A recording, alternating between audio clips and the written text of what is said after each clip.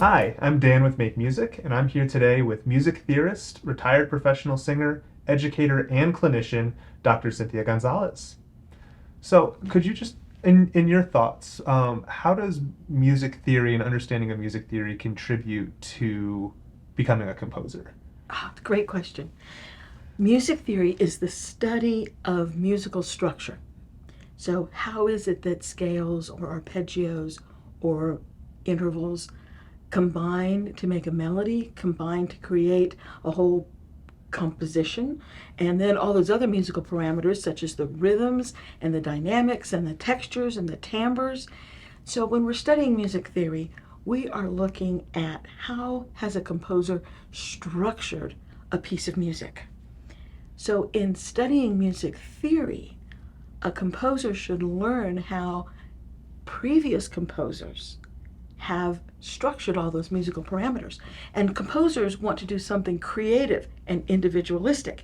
And in doing so, if you know what Mozart did, if you know what Bruno Mars has done, then when you're composing, yeah, you might start off just by imitating, but then if you understand the structure of what other composers have done, you can build on your own creativity and contribute something new to the world of musical compositions. Awesome. And so then how do you use their understanding of music theory to kind of structure how you teach composition? Sure. If, for example, we've been studying 16th century, what we call species counterpoint, not to be scary, but it's species counterpoint. Though, if it's a two voice species counterpoint, most of the time, like 90 something percent, they end with a major sixth going out to a perfect octave. Well, if I'm assigning you to compose in the style of 16th century counterpoint, then I'm going to say that the last two intervals that you write need to be a major sixth moving out to a perfect octave. So I'm going to give you some parameters from the specific style in which I'm asking you to compose. More traditional tonal melodies tend to end re do or ti do. So if I'm asking you to write a melody that is a more tonal, typical melody, then I might say something like, make sure that your melody ends on do, approached by step. So giving parameters from a specific style means that everything that's possible when composing is not on the table. Giving you a few parameters so that you work within a particular style. That's part of the game. Yeah.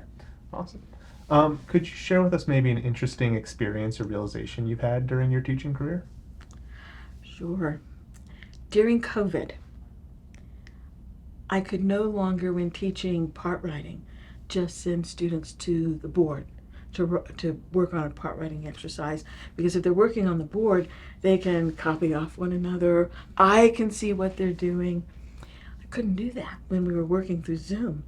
So I began assigning students to do all of their part writing inside Smart Music Compose, and to open up a Zoom session and hit record and then narrate what they were thinking as they were part writing.